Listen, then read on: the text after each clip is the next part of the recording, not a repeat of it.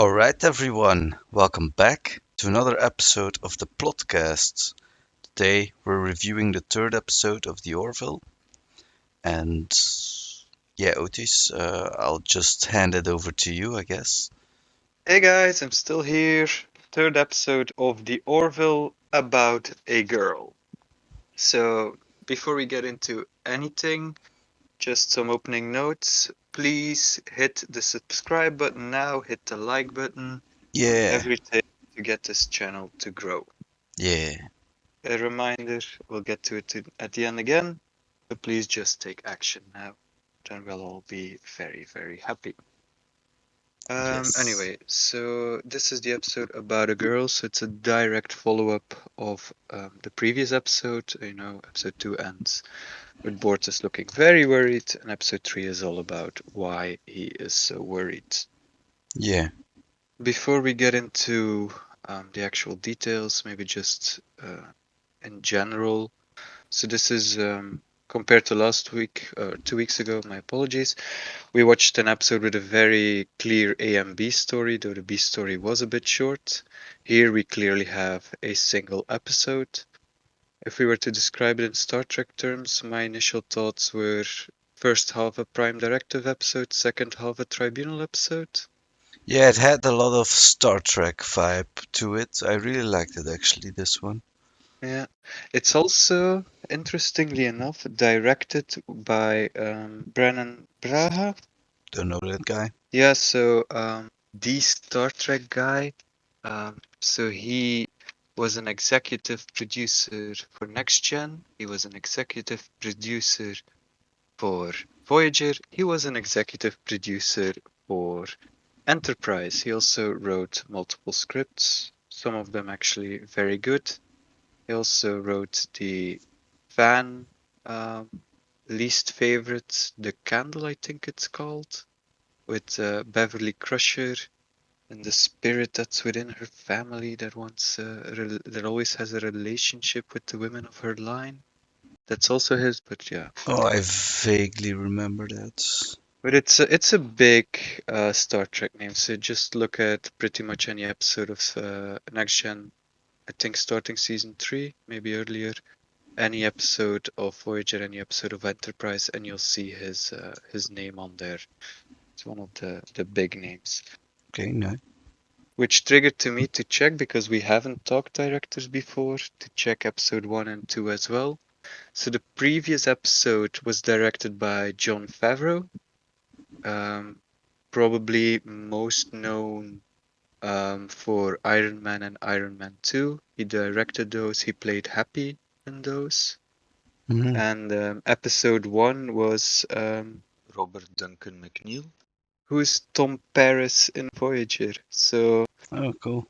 and everything so far has been written by Seth MacFarlane himself. So, but it's from a director's perspective, it's really some Star Trek legacy that walks around 2 out of 3 so far. So Yeah, it's something I think we should keep an eye on as we go forward. Because I'm yeah, pretty sure Jonathan Frakes also directed an episode. Riker, yeah. who also directed, I think, a couple of episodes of Picard. So it's interesting to see that he's really jumping the lines, because there are apparently some fans of Star Trek who really despise the Orville. Oh, really? At least Riker's on board for both. Why would they despise the Orville? Well, it's a bit. Not everybody's a big fan of Seth MacFarlane. To be honest, his humor doesn't always immediately hit for me either, but it's a ridiculous reason. They think it's a bit too jokey, and Yeah, I think it's a comment I do have for this episode is some of the jokes should have been cut just to give the story a bit more breathing room, but overall, I don't think so. I think the no. jokes were well placed, not out of place at all. Yeah, no, not out of place, but maybe they lingered on them a bit too long. Like Hmm. the holodeck joke in this episode, to me, there was one that I really noticed was like, okay, maybe trim 30 seconds here and use those 30 seconds Whoa. somewhere else. I know it's a minor Nah, comment. When you really like something, it's you need to go nitpicky sometimes. I guess. But yeah, that's some introductory notes. So the overall story this time is really focusing on Bortus and Clyden, their relationship, and their new daughter. Yeah.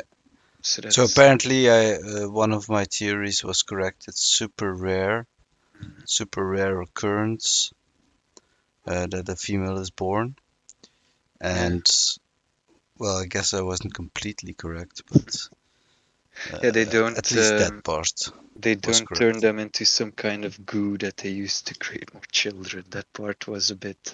Well, if you look at it in the way that they use her to create a boy, I'm kind of right.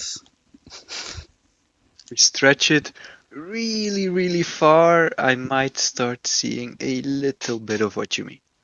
Yeah, yeah, so just a super rare Mhm. occurrence, unfortunately. Yeah, Uh, I like the way we get a view of the day-to-day life aboard the Orville. We'll get into the examples in a minute. That's the piece I love the most about the first half of the episode before we get to the second half. yeah, So maybe here's the point. Maybe just before we jump into it scene by scene and walk you through it, I would highly recommend our audience watches this episode, and I would highly recommend to watch it before hearing our discussion, because I do think it's an episode that benefits from not being spoiled too much. yeah. That's it. It has a, I guess, an ending. Yeah. Um. So yeah, I liked it. Yeah. So the super rare occurrence, and then how they dealt with it or Mm. deal with it. I guess I didn't have very much else to say about the first scene except that the um, the girl, supposed girl, kind of looks like a boy. But Yeah, yeah, but all small children, to be honest, are a bit unisex in look. yeah, It's of the same course, comment we had about Echo in Arcane. That yeah, at of first there course, was also some confusion. Is this character a boy or a girl? It could really be one or the other. So yeah, kind of understand. You do see it a bit, but that's probably because we know. Um, yeah, but yeah, we have our opening shot. Don't know what your first thoughts were when you saw that opening shot. Well, obviously, I immediately understood what they were doing, looking at the kid. Yeah, but I was a bit creeped out. It's a creepy shot with all the heads in the circle, with the big goofy grins. It was a bit of Oh, creepy shot. No? no, not All necessarily. right, all right. Might be me. But yeah, that's a bit that opening. We get the general congratulations. We get a bit of a feel already that Bortus and Clyde aren't exactly, jumping for joy just yet. Indeed, But we don't really know what they where want to do. where we're going yet. Um, and then yeah, I think that's about the time we already cut to the hospital wing, Yeah. whatever you want to call it.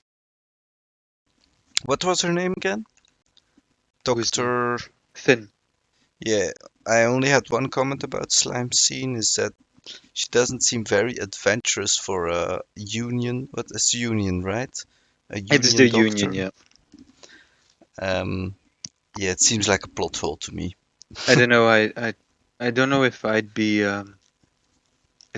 into a slime who's in love with me either. I don't Well, know. I would think that just if this I later concluded it must have been because of his bad personality, but I would think that a slime that can meld itself to whatever um, object or form you want would be at least interesting.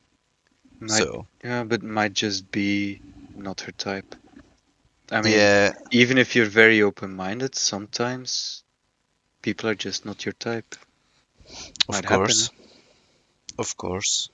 But yeah, the slime, we finally get a name. I don't think it was mentioned in the previous two episodes. If so, I don't remember, but I made a note of it now. It's Yoffit with a Y.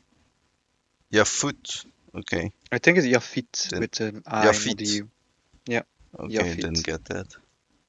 Yeah, they mention it. I think when she turns him down, she mentions it. I thought it was like, okay, another character name for the list. Yeah, Another one you can forget. yeah, But yeah, so that's a bit really the scene to set up Bortus walking in and having his discussion with the doctor, yeah, where Bortus wants help to conform the child, and they're very careful with the terms they use sometimes. yeah, Sometimes a bit uncomfortable, but I think that strengthens the story. So just hearing him say it in that way was already a bit, yeah, gave a bit the vibe for the rest of the episode. So. Uh, yeah, And then we get into the comparisons with illnesses. yeah.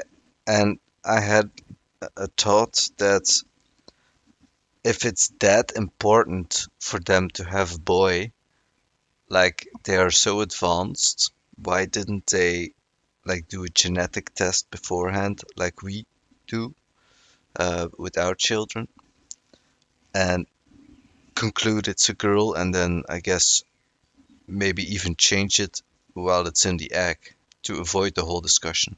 Yeah, but we don't know at what point the sex starts expressing itself. So Yeah, that. of course, it's not a plot hole or anything, but Mhm. still, kind of would maybe address it. Yeah, no, it's food for thought for sure. But I was a bit when I saw that, my mind didn't immediately go in that direction. I was more, and I think it's because we don't really know. We still don't know how they actually fertilized the egg. We don't know who laid the Yeah, egg. We don't know if the egg grew. So there are a couple of questions we still have about this.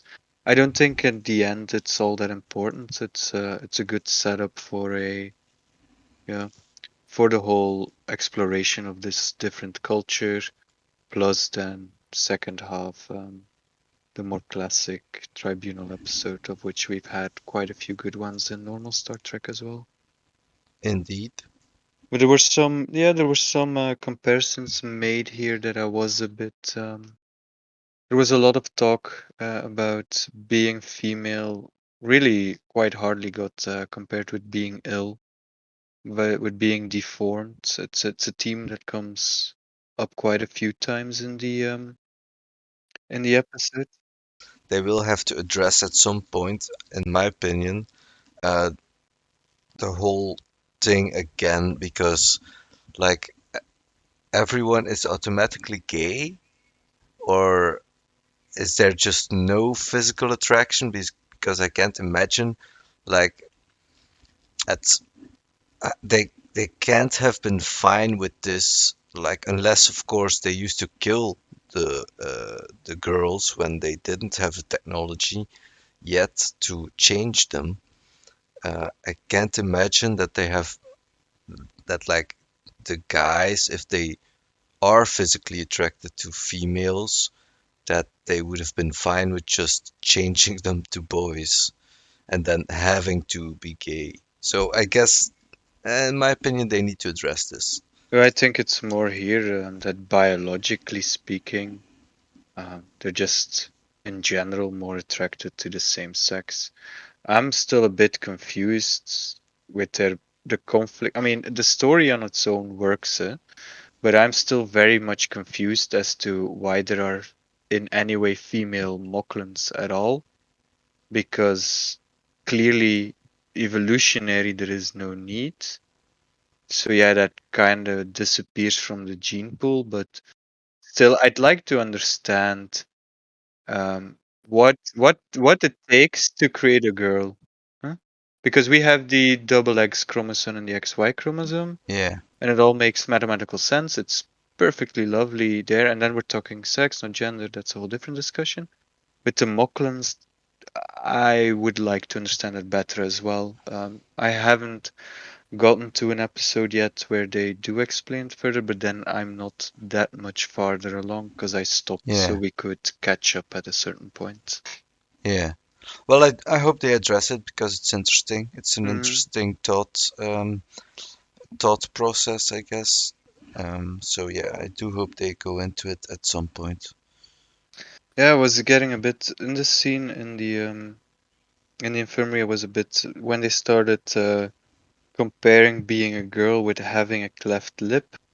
It was always a bit like, yeah, you're really making comparisons that don't exactly hold water, which is kind of the point, but it was a bit like, ooh, use some stronger arguments here if you want to make your case.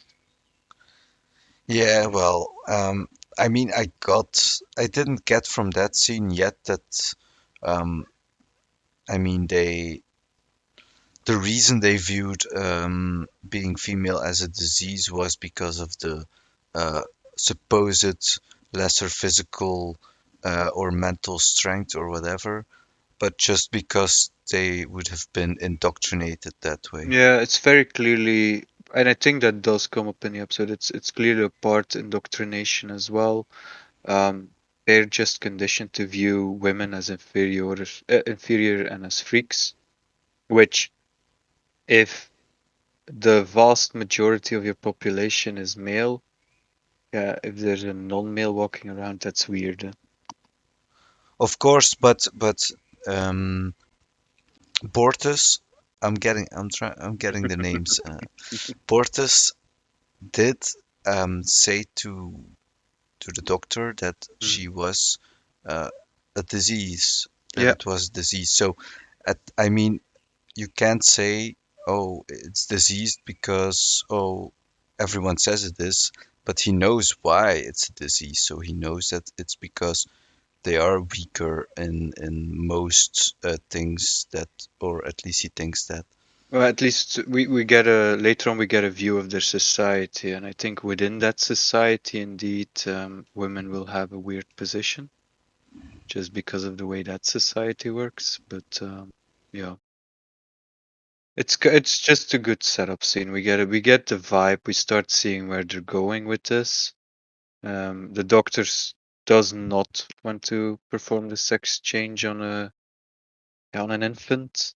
And then the case starts being made of why don't you let her decide when she's at an age where she can make an informed decision. And then Portis already starts getting a bit angry and like, I will decide what's right for my child, which as a parent I kind of do understand if we look at it from his Yeah, of course, I understand. I understood both viewpoints completely. That's why I really liked the episode because it dealt with kind of this moral dilemma Mhm, of what's right and what's wrong. I do hope they get more into all that kind of stuff in the later episodes as well, mhm, because there's a lot of stuff surrounding the whole thing, not specifically if it's about being female or male, but just like simply having other traits, whatever they might be. mhm. So I hope they go into that kind of stuff further. Of course, it won't be the next episode, but here and there, I guess. Yeah, yeah, no, makes sense. I want to see more of this as well. I do think, just to go off topic a little bit, episode one is clearly the Ed and Kelly setup. Then episode two is very clearly Alara focused. So episode three is very much the Bortus focus. So I do think we'll go through each of them through this initial half of Yeah, yeah, of course. season one, and then we'll see yeah, further follow up undoubtedly, because yeah, I also think it's very well acted by everyone this episode. It really works. I've never had an issue with the acting until now. Yeah, no, it's in general comment for the Orville so far. Everything has been on point. It was a happy surprise the first time I saw it, and it holds up watching it again now. So again, recommend it to everyone. But anyway, after we get the doctors know, and she fences around with, I'm a union doctor, things like that. We get to our Western shot. Yeah, I was rejoicing in the thought that it might be a holodeck episode. Mhm. Ed, Gordon, and Lamar on a horse having a face-off with a Mexican. And what was funny to me is when I was watching it, I was like, "Hey, that's like Seth MacFarlane back in A Million Ways to Die in the West. He even looks similar." And then I looked it up, and it's in fact the exact same outfit as he was wearing in Hmm, that movie. So I did think that nice. was quite funny. Yeah. Well, I didn't see that movie. Is it Yeah, I good? don't know. No, sorry. Okay. There's a lot of brilliant cast in there. It looks pretty. It's just not funny. And for a comedy, that's I think the worst thing that can happen. Yeah. But yeah, anyway, it was just funny to me to see this shot, and then we also figure out we again get a reference at our pilot Gordon, again reflection of Tom Paris as mentioned in episode one, tweaked the holodeck program, and he rather than having a show off, the Mexican challenges Ed to a dance contest. Yeah. That's just a little joke, I guess. Yeah, it's that joke that for me lasted a little bit too long. Well, I guess he wanted to show off his dance moves. I mean, if you're gonna cast him, at least give him a take that lasts more than 5 seconds. I think Seth just wanted to reattempt a Western comedy real quick. Yeah, maybe. Well, if that was what A Million Ways to Die in the West was like, then I guess it must not have been good. Yeah, no, but the movie was a bit worse than this one throwaway joke, really. Okay, Yeah, no, even worse. All right. no, yeah, sorry. If you like it, perfectly okay for you. It was just really not my thing. Well, I'm glad the Orville is not a comedy because Mm. so far the jokes have not really hit the spot. I mean, here and there, I guess, but even like Family Guy as well, I'm not the greatest fan. They barely get a chuckle out of me with Family Guy either. So Depends a bit on the episode, and as with most of the cartoons, it's better the earlier. Also, I think the earlier episodes he wrote himself still. I know for Family Guy, that's now a whole writing team. I don't think Seth MacFarlane does anything except for producing and the voices at this well, point. I don't think I've seen much more than the first few episodes, to be honest. Well, Well, yeah, but the first season is always a bit of startup. But anyway, so one good point because Bortus now gets into it with the captain as the captain leaves the holodeck. Um, when Bortus starts explaining it to the captain what he wants, they get into their argument. And the one point Bortus raises is you can't judge us against human standards. And I was like, yeah, that's a very fair point. And yeah, that's that's when definitely you fair. really start feeling okay, this starts off as a Prime Directive episode, even though it's contained on the ship. Yeah, But yeah, Ed refuses. Yeah, yeah, and I mean, I thought he was right, but on the other hand, I thought he might be wrong. I thought we don't have all the information yet to really judge for ourselves what's right and what's wrong.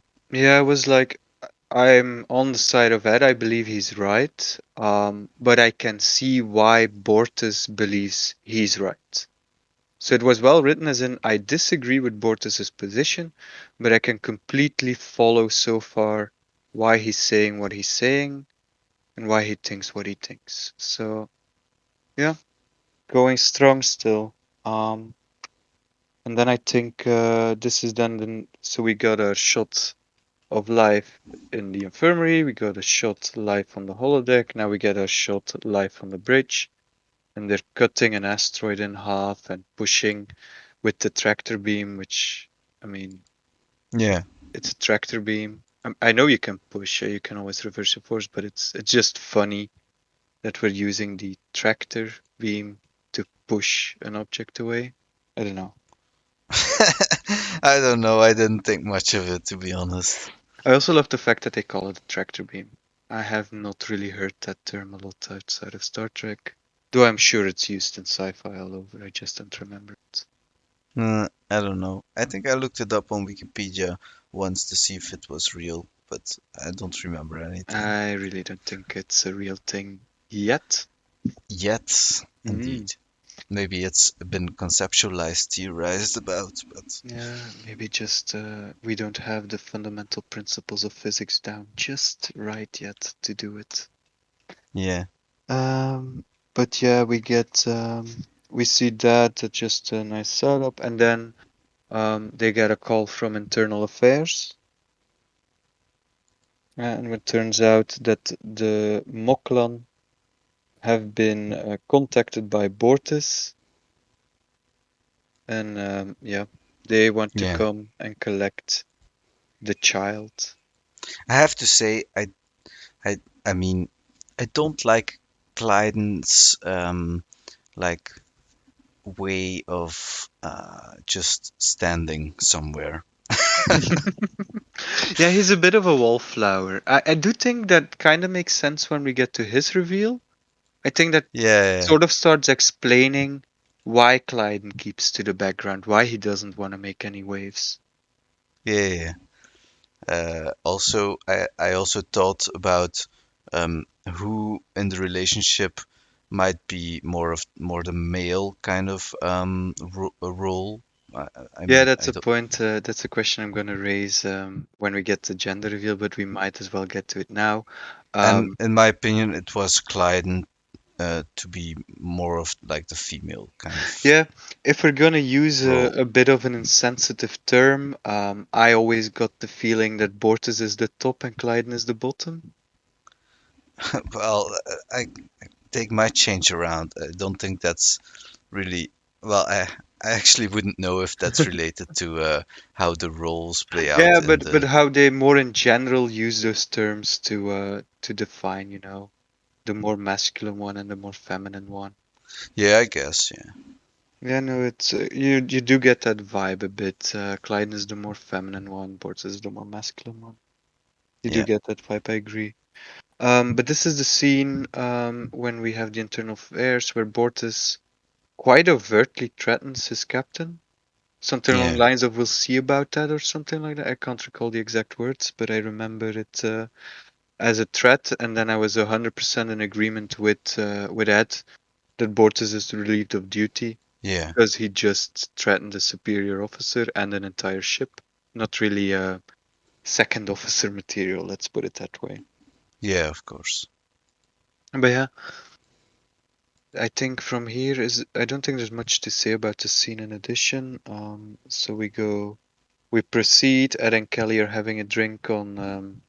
We don't know yet what that area is called. We know like Enterprise it's 10 forward, and Voyager it's the mess hall. So let's just for now call it a mess hall.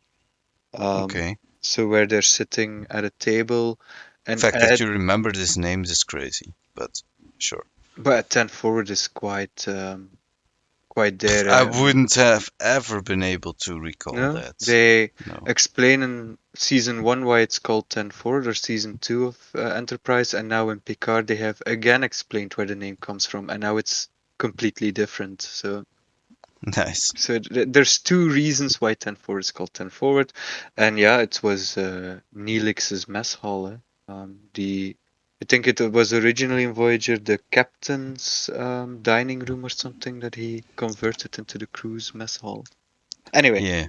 anyway, we're there, and I like a bit the scene between Ed and Kelly where Ed is playing a bit devil's advocate. He's putting himself in the position of Bortus just to see, you know, um, am I wrong? Um, am I saying things that I should not be saying? Am I doing things I shouldn't be doing? I think he himself calls it, I'm policing myself. Yeah. And it's a very good conversation between the two where they conclude, no, we're quite sure of our position. This is completely different than having an illness or something. Yeah. But it was, yeah, I know. I don't know. To me, it felt a very good conversation. I don't know what you felt in the scene.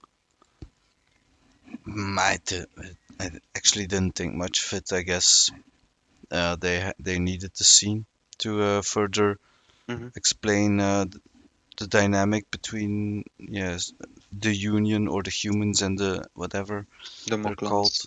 the Moklans. Yeah, but Uh, I think just one thing in addition is for the story it also works because it gives our captain now that extra layer.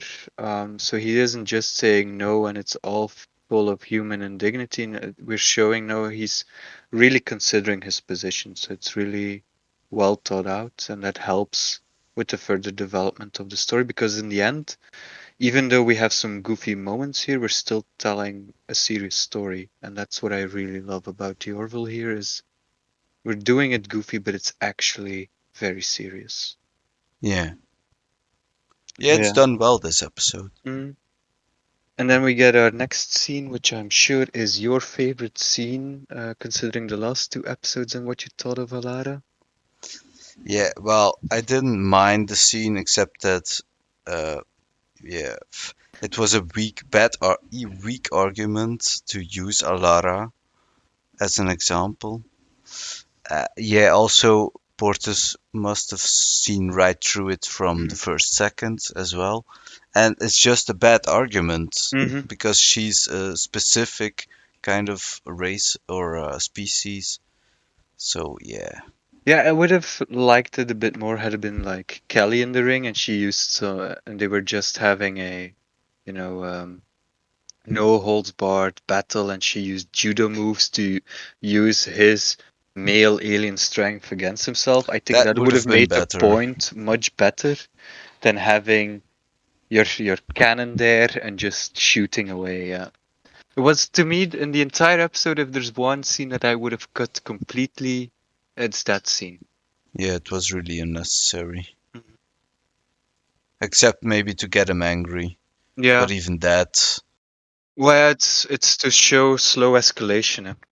So they yeah, shouldn't just cut it and don't do anything. They should have replaced it with something because for story beats, it's important that we have the slow escalation.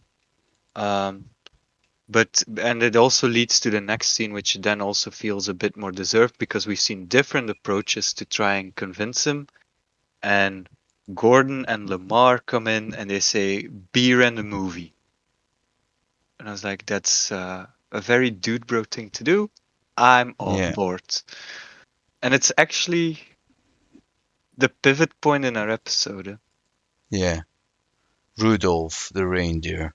I've Rudolph. never actually. Is that a real movie or Yes, I've yes. never. Yeah, I Quite know old. there No, knew no, there it's was a movie about no. The Rudolph movie they're showing is the actual. I movie. don't know if it's clay animation or just puppet stop motion, or a combination of both. But it's a real movie. That's I think that's public access by now. Probably has been for a long time. Yeah. But yeah, no, and indeed we watch Rudolph the Red-Nosed Reindeer.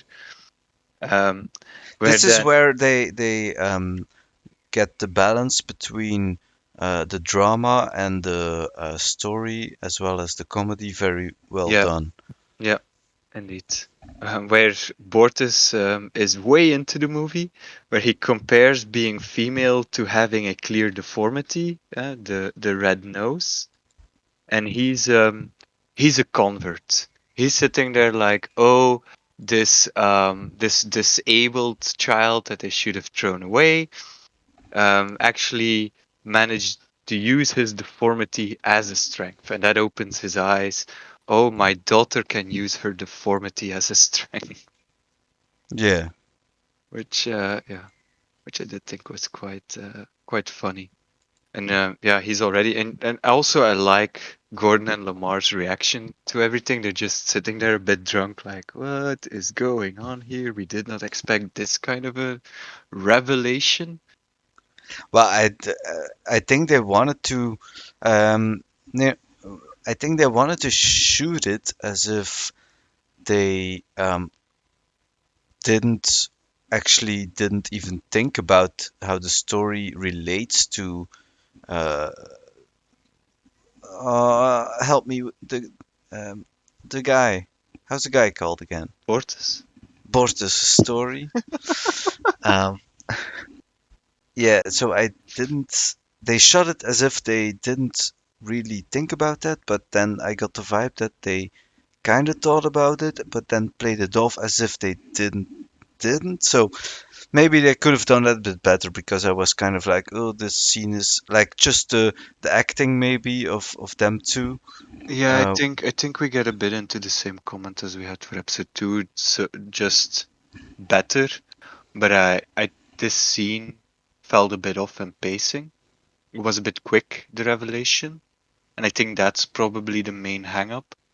The way I read the scene is they selected the movie with a very clear purpose, okay, and they did not expect the magnitude of the revelation Bortus was gonna have. They thought probably it's a good opener to show him comparison, and maybe he'll change his mind. But I don't think they expected him to immediately be there and to also loudly proclaim the point of the movie, make the connection. We hear what he's thinking because he's narrating it for the entire room, and then he walks out. And I did like, I don't know if it was Gordon or Lamar who made the joke, but that they say he just left two drunk guys with his baby. yeah, I thought it was it Lamar. was a good scene closer. Let's put it that way. Yeah, And then yeah, Bortus goes to Clyden, says, "I want to keep the child as a girl." Clyden gets all angry, and then we get some of the best quotes ever. "I have seen events that have opened my eyes. You must hear the tale of Rudolph." yeah, Oh, perfect. And then yeah, we get Clyden's reveal. I don't know what you thought yeah. of that. Well, I didn't think much except that at this point we have only met four, Moklans? four Moklans, and two of them are female. So how rare is it really? Because it seems like every other kid that's born is a female Yeah, but I at think this that's a point. bit the that's a bit the underlying vibe I do get from the story is that maybe they're pretending that they're an all male society and actually being born a girl is way more occurring than Yeah, they tell themselves, because the girls who are converted into boys when they're just a baby hide it out of shame. yeah. So yeah, So yeah, it's a very might good be. point. Because I think that's a bit. I haven't seen it come up yet later on, but again, I haven't gotten that far yet. But that's a bit the vibe I'm getting is there's something seriously wrong with the society.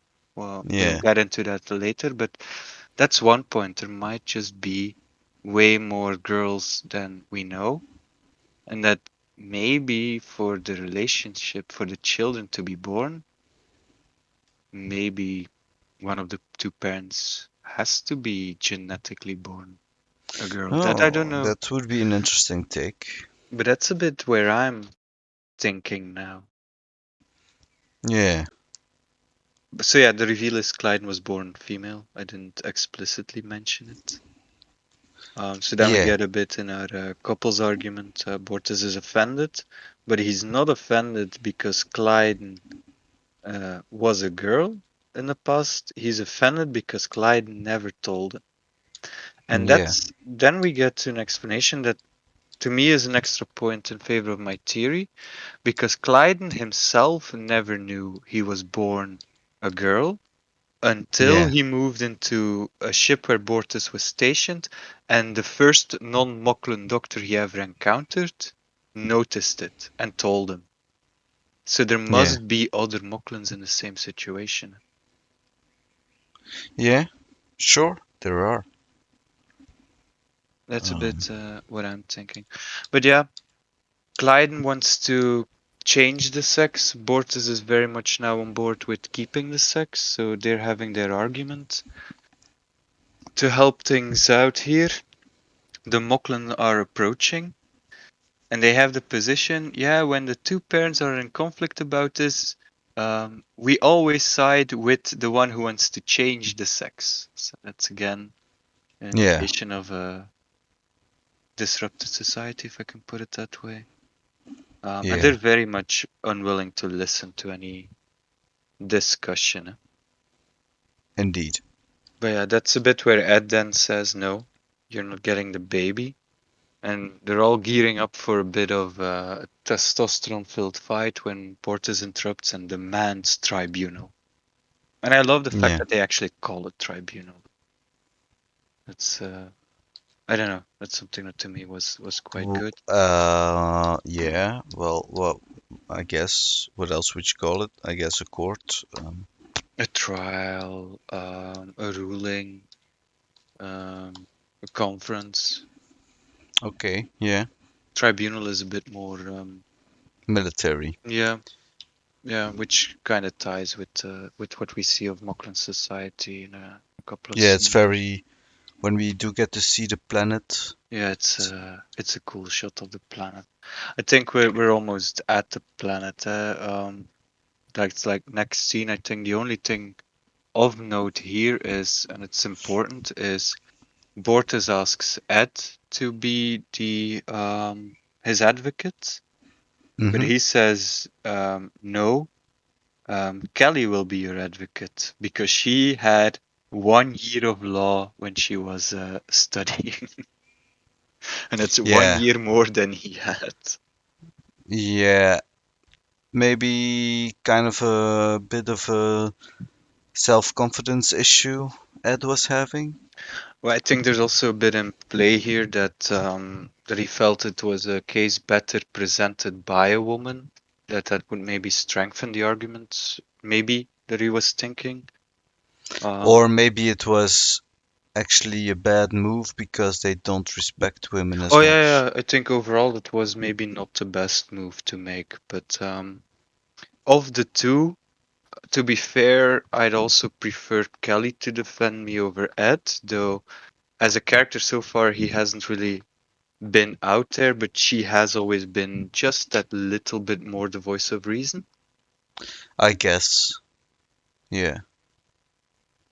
So yeah, that's a bit that I think that's about the point. The scene ends, and then we get our first shot of Moklus, the home planet of the Moklans, which is basically a completely industrialized surface. Seemed With very Klingon to me.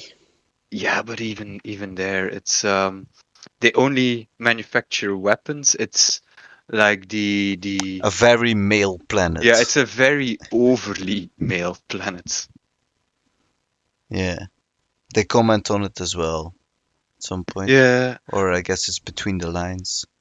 That if there were females, that this planet would probably not look like this. yeah, it's the implication, but they don't state it, which I did like it how they visually help tell the story further. It's yeah, overall I love this episode. And one minor detail that made me chuckle is the fact that the tribunal itself is a factory. Oh, I didn't notice. Yeah, it's like we see a shot of the factory, we zoom in on it, we focus on it, and that's really the Yeah. tribunal. Oh, So, yeah, I so I did guess. think that was funny. Yeah, So yeah, that's a bit where we're at, and then we get to our tribunal scenes. indeed. So, But yeah, before we get into those details, overall tribunal, were you on board with the way they did it, or did you not like this piece?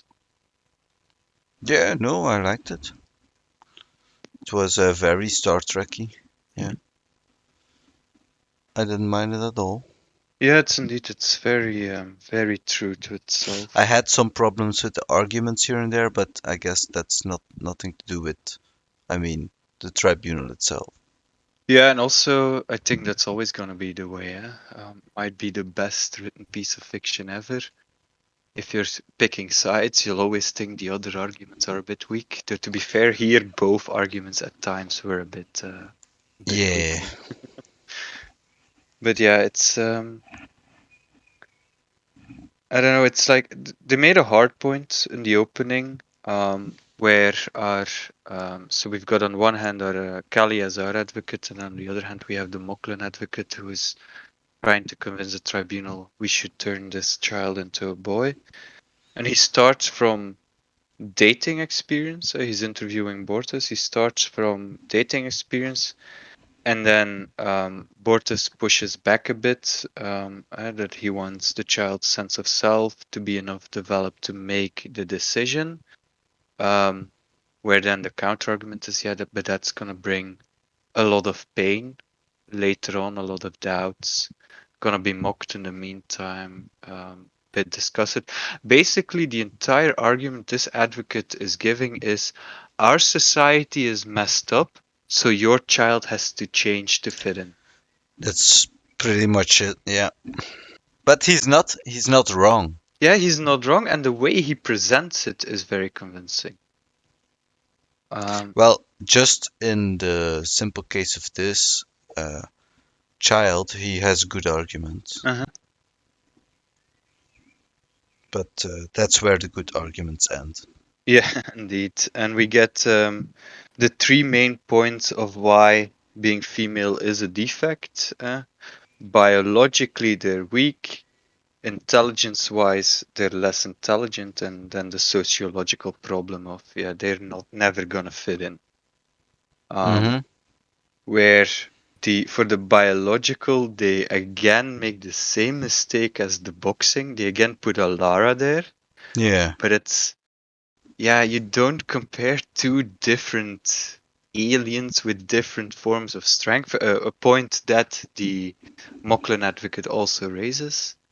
It's, yeah, it's a bad argument. Here I can crush this, what was it, titanium cube.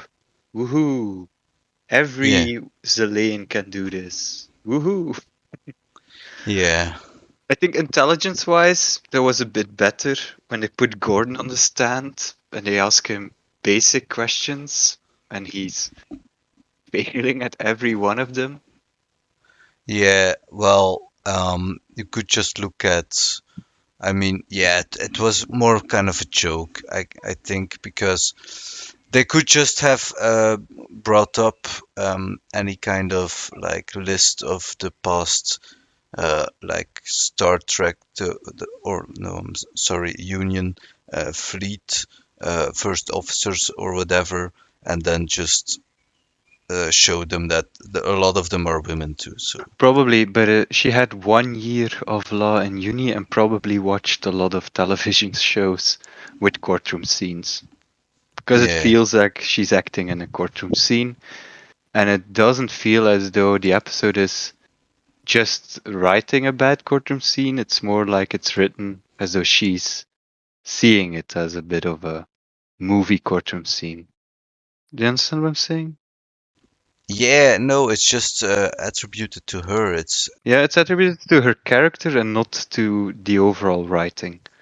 you're Yeah. taking too much of what I'm saying as criticism on the Oh, show. no, no, no, no, no. I'm expanding on your points. All right. I think we're aligned for this one.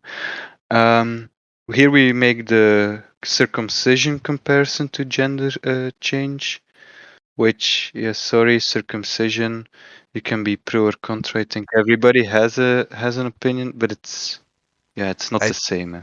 I think it's actually I think this is the one thing I like the least about the Mm. episode because I would think unless you're like religious and still but let's ignore that part for now. Um, by that time circumcision would no longer be a thing even for men. In any case, it was a very bad argument and I think they should have thought about how bad I mean in the writing they should have thought about how bad this argument was. All right. Uh, that's the only kind Mm-hmm. of negative thing I have to say about the episode. Mm-hmm. And then here we get in a little bit of a contrivance. I don't really know what triggered Ed to call Isaac, so maybe you can remind. Because to me it felt a bit random that he just goes outside the courtroom and calls Isaac to find him a female, though he doesn't explicitly say "find me a female." He gives him some readings or something. Yeah, that was also, now that you talk about it again, because I was wondering what is he ordering, uh, what's his name again? Isaac. Isaac to look up, and they actually didn't tell me at any point. Yeah, no, it's to have the dramatic reveal a bit later, but to me, I was sitting there a bit like, especially because I did know what they were gonna find. I was a bit like, hey, why? What triggered this brilliant insight? I might have missed it, but Not that. It's just I can understand he has an epiphany or whatever, but um, one, how did they find this female? Is what I want to know. they do have bio readings of what a Moklan female, um, what kind of bio readings that would have, because there was one on their ship for a while. So I I can guess. kind of follow that Isaac, the super advanced AI-ish character, could extrapolate that data and make some conclusions, and I can follow that piece. I'm Okay. less concerned where the readings come from because the baby is there, so I'm like, yeah, there's a starting point, and everything else is sci-fi. But I thought he was maybe I didn't catch it quite well. I thought he asked Isaac to look through like search terms of the people living on the planet, and by looking through those, he would find a female. I don't.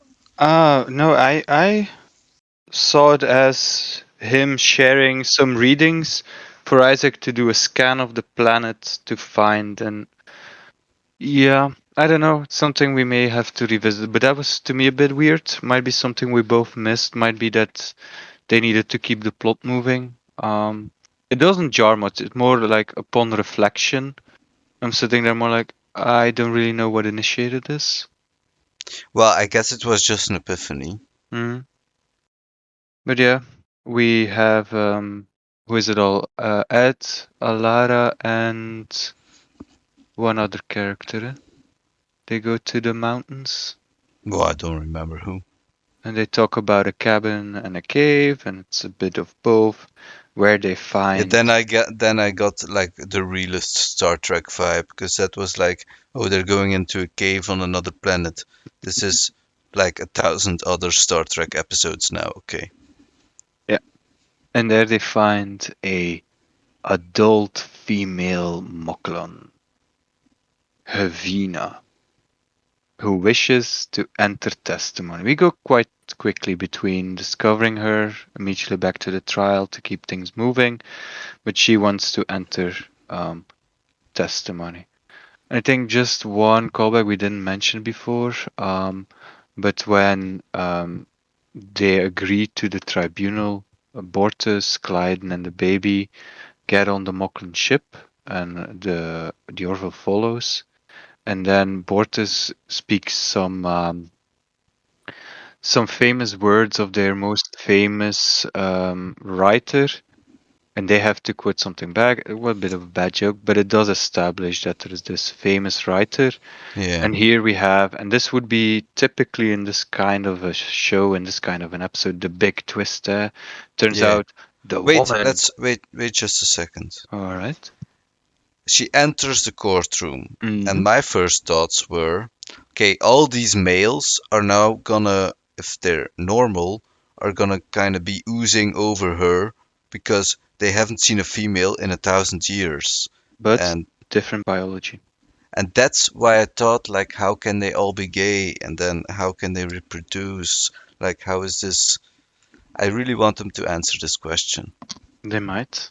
They don't in Uh, this episode. It was not the focus of the yeah, I know, I episode, know, I but know. yeah, no, it's a good point. But yeah, I think they could have made a really good joke, actually, just from the female entering the courtroom, and like one or two guys like being like really hard to control, I guess.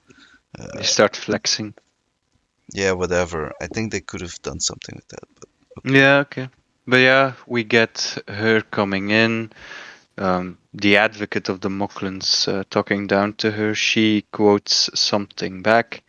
He gets all offended that she bastardizes the words of their great writer, and then we get the reveal that she is the great writer, and that she's like, yeah, I also found a way to contribute to the Moclan way Yeah. of life. Well, that's all well and good, but that's just her opinion at this point. She doesn't have any proof.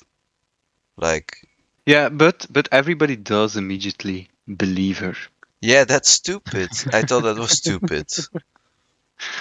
Yeah, maybe. Again, we don't. It's still an I alien thought that was race. stupid. Yeah, yeah. Maybe they cut a corner here or there. I Um. mean, Mm, it could have been pretty simple to just have like a little proof of that or whatever. hmm. Like just a manuscript or with a dated kind of chip or Yeah, anything. something. An NFT. Yeah, exactly. NFTs, they are going to change the Muklan's worlds. But yeah, the tribunal, the judge or whatever they call him, and says they're gonna have the ruling. We cut away. Ed and Kelly are pretty convinced they've won. Again, in a typical movie, they would have with the big reveal, but we actually get here the twist that the tribunal says no, the child will have to be conformed. And I loved that ending, though, I didn't want that ending. But I love the fact that they went there. Yeah, I didn't understand one thing before that. The scene where the baby was lying in the little bed. Mm-hmm.